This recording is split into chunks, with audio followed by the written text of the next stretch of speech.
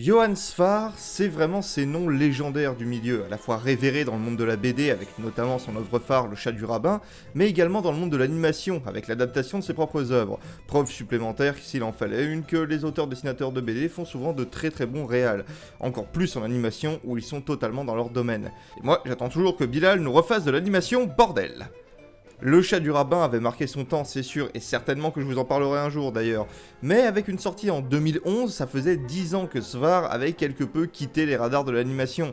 C'est donc avec une grande surprise que j'ai accueilli l'annonce de son nouveau film, avec encore une fois une adaptation de ses propres œuvres, avec l'arrivée malheureusement écourtée sur nos écrans, pour cause de Covid, des aventures du petit vampire. Et on peut dire que ce projet vendait un rêve certain, l'animation toujours au top, un cast de qualité et une histoire que l'on pouvait espérer intense et épique.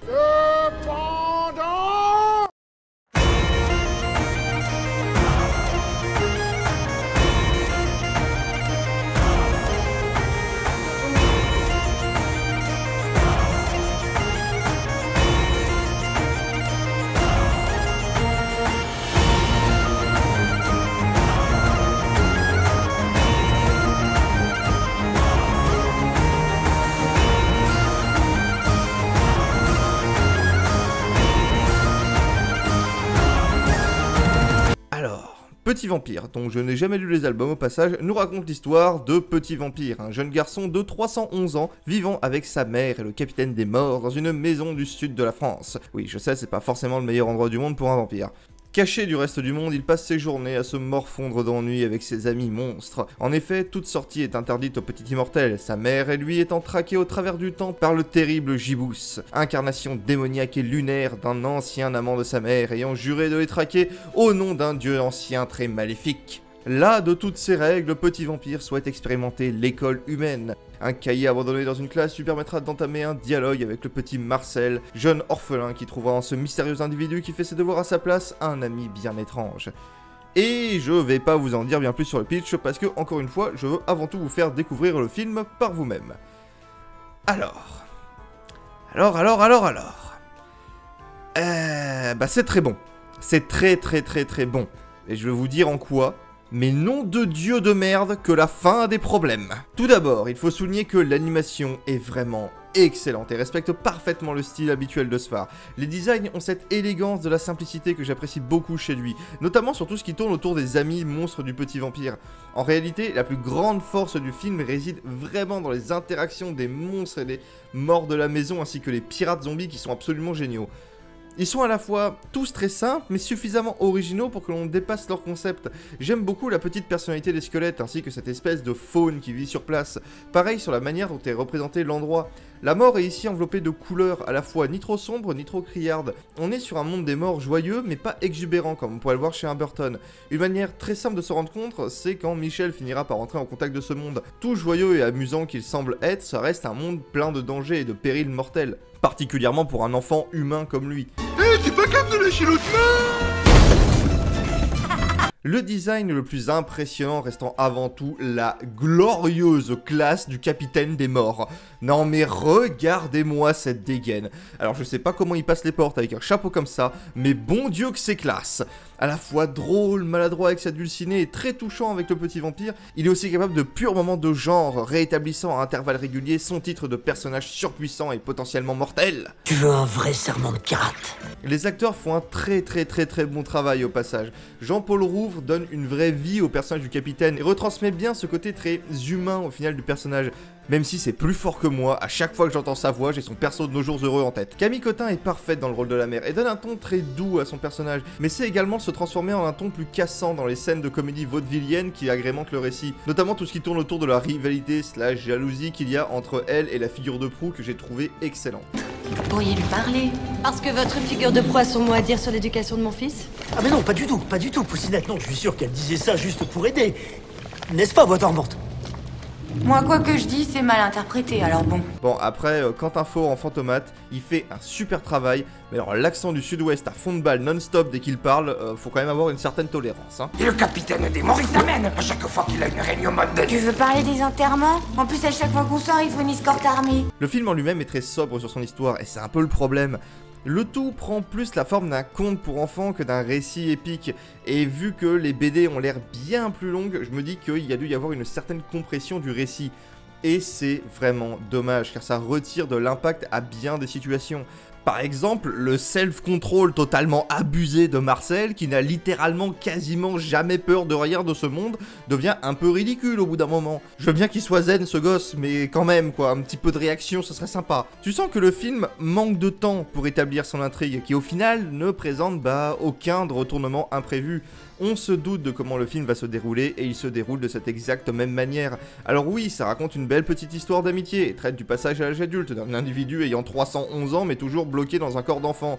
Marcel lui a des thématiques un peu plus sombres qui tournent autour de lui, et traite d'une manière assez touchante le cas des orphelins et comment ils sont vus par la société.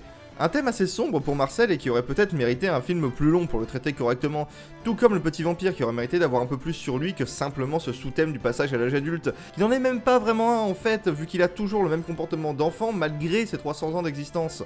En fait, c'est vraiment ça le problème du film, il y a beaucoup trop de trucs qui sont lancés et pas développés. Genre, la relation entre le capitaine des morts et la mère du petit vampire. Elle avait l'air super cool, un peu comme Morticia et Gomez de la famille Addams, mais en un petit peu moins fusionnel et avec cette petite teinte de jalousie en arrière-plan qui est vraiment délectable. Au final, ils sont vraiment secondaires à l'intrigue et c'est dommage. Après, c'est vrai que le film est plus centré sur le petit vampire et non ses parents. L'univers possède également quelques incohérences, vu que les morts sont parfaitement visibles par les vivants, notamment tout ce qui concerne la bataille de bateau finale, et que les vampires peuvent visiblement se balader plutôt tranquille au soleil, même s'ils font genre de foutre un impair. Je suis désolé, là normalement, petit vampire, t'es censé être transformé en petit tas de cendres. Je regrette également que les monstres ne disposent pas eux-mêmes de petits thèmes qui leur soient reliés et qu'ils ne servent au final que de comic relief. Tout comme le méchant qui a un design purement parfait, une voix au top. Mais admettez que ça fait peur. Pourquoi? Mais la mort, on peut mourir. Et quand? Mais tout le temps. Mais qui au final deviendra dans le crash le plus magistral que j'ai jamais vu, le plus gros boulet du film. Et ça, je vous jure que c'est criminel. Par contre, pour vous en parler, je suis obligé de spoiler la fin. Donc si vous n'avez pas vu le film, je vous enjoins vraiment à le voir. Oui, j'ai cité principalement des défauts, mais parce que les points positifs, ils sont devant vos yeux. C'est incroyablement beau, l'animation est parfaite. À part une petite séquence de rêve qui est littéralement à 4 FPS, les persos sont ultra attachants, l'univers liant merveilleux et glauque un peu doux et des acteurs au taquet, une petite histoire entre deux copains pour tous les âges, qui ne prend pas son public pour des niais, et avec une musique... Nom de Dieu, la musique! Tuerie absolue, de A à Z. C'est presque une expérience autant musicale que visuelle ce film. Tous les thèmes sont parfaits. Ça donne presque un aspect dansant au film, tant toutes les scènes sont merveilleusement bien accompagnées par cette constante fanfare, s'adaptant parfaitement au ton comme à l'action. Action qui est elle-même extrêmement impressionnante. Les combats entre le Djibouti et le capitaine des morts sont parfaits. Il y a un côté très Pirate Monkey Island dans les dialogues qui rend vraiment parfaitement bien. Donc oui, matez ce film, ça vaut le coup, c'est réellement un bon film. Et revenez plus tard pour que je puisse vous parler de cette fin, parce que oula, il y en a des trucs à dire sur cette fin. Voilà, c'est bon, je suis qu'avec des gens qui ont vu ou qui s'en tapent. Ok. Par l'empereur, qu'est-ce qui s'est passé? C'est quoi cet anti-climax doublé de la fin, la plus thématiquement pétée que j'ai vue depuis... Ok, depuis Raya, donc ça fait pas depuis hyper longtemps, mais quand même quoi. Alors, on récap. C'est le climax, les persos sont en danger, ça se bat contre le Djibouti dans un fight épique de bateaux pirates volants, il y a de l'action, la musique est à fond, l'animation déboîte, un duel épique entre le capitaine et le Djibouti s'engage, la confrontation ultime de ces deux entités ennemies depuis des siècles, et... Ça suffit, arrêtez! Mais je souffre. What the putain de fuck? C'est pas une blague? Ils arrêtent de se battre? C'est ça la résolution du climax? On nous vend vraiment ça? La confrontation épique entre deux immortels au pouvoir défiant la mort et la raison, c'est littéralement un putain de c'est pas bien d'être méchant? Sérieusement? C'est le truc le plus anticlimatique du monde? C'est mou, ça sort d'absolument nulle part, vu que absolument rien dans le comportement de Djibouti ne laissait présager ça. On dirait une fin bâclée par manque de temps, genre une fin de série annulée, pas une fin d'un écrit de Johann Sfar, merde! Allez, j'ai pas fini, hein. On en parle de cette morale? Parce que là, c'est quand même fort de café, hein. Parce que si on suit l'ordre du récit, le film a quand même le culot de te sortir ça sur le consentement. Vous découvrez une fille, vous décidez de l'épouser sans lui demander son avis, et ensuite vous êtes en colère parce que vous apprenez qu'elle a déjà un enfant. Vous êtes juste un gros bébé capricieux. Oui. Pour te sortir une résolution, où le Djibouti, qui normalement avait été établi comme un personnage qui fait ça parce qu'il a fait un pacte démonique, fait en fait tout ça parce qu'il s'ennuie, se retrouve à libérer la figure de proue du sommeil éternel dans lequel il l'avait lui-même plongé, puis lui fait croire qu'il vient de la libérer du capitaine, pour ensuite partir avec celle-ci bras dessus bras dessous, découvrir le monde sous le regard complice du capitaine, en faisant ainsi littéralement l'ultime femme objet venant d'être vendue pour assurer la paix entre le Djibouti et la famille. Puis une relation basée sur un bon gros mensonge des familles et qui n'a pour but que de tromper l'ennui du personnage. Sérieusement, c'est horrible! Genre c'est quoi cette morale dégueulasse? C'est quoi le message? Pour obtenir la paix, manipuler et vendre une femme à votre ennemi pour qu'il trompe son ennui avec elle? Tout en vendant que, attention, hein, le consentement c'est important. Eh, c'est plus le Moyen-Âge les mecs là, c'est quoi cette morale à 2 écus? On croirait entendre les religions qui te parlent de paix en justifiant des massacres. C'est un crash, une explosion, un magnifique albatros s'écrasant avec force et fracas dans une fosse à purin de la plus miteuse des stations-service. Tout était parfait. Ok, le film rushait un petit peu et avait quelques petits défauts sur certains personnages et un petit peu sur son univers, mais c'était ultra minime. Sans cette fin, je vous aurais dit que Johan Sfar nous avait livré une superbe œuvre après 10 ans d'attente. Mais là, tout s'effondre. Ça apporte des réponses que j'hésiterais pas à qualifier de nulles aux questions qu'on se posait, ça résout les conflits d'une façon plus que moralement douteuse, et en plus ça oublie de conclure les intrigues. Bah oui, hein, mais le Djibouti, il est bien mignon de se barrer comme ça, parce que c'est pas gentil d'être méchant, mais moi ce que j'avais vu littéralement la première scène du film, c'est que le Lascar, il a un peu passé un marché avec un ancien dieu maléfique, et que c'est, genre, jamais abordé. Le mec a un contrat disant très clairement qu'il devait lui apporter de la chair fraîche, et il n'y a pas un seul instant dans le film où le dieu ancien réapparaît. Je suis pas expert, mais normalement c'est pas l'idée du siècle de casser ce genre de contrat. Le tout laisse un goût de cendre dans la bouche, je vous jure, c'est une des fins les plus frustrantes que j'ai jamais vues. Le soufflet retombe tellement mal, le climax durait tellement mieux, putain. Tout nous le vendait en plus, le film montait en intensité, et là, paf, il s'écrase par terre sans pouvoir se relever parce que c'est la fin. Et c'est d'une tristesse.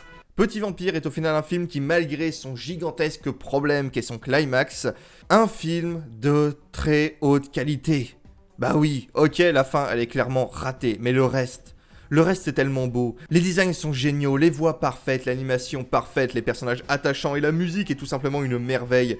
Oui, vous serez déçus par la résolution de l'histoire, mais le reste est tellement bon, tellement beau, tellement bien maîtrisé que malgré ce naufrage final, je ne peux que vous le conseiller. Petit Vampire ne sera malheureusement clairement pas un film qui fera date, déjà à cause du contexte de sortie.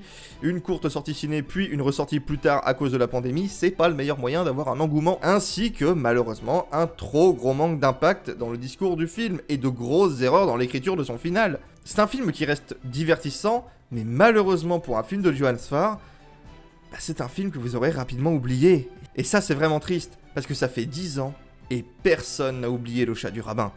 Tandis que le Petit Vampire, dans un mois, je l'aurais oublié. Je vous reçois tout de même vraiment à vous faire votre propre avis en regardant le film, à passer sur le Tipeee, le Utip et le Discord pour soutenir la chaîne si vous le voulez. Et quant à moi, je vous dis à bientôt et salut.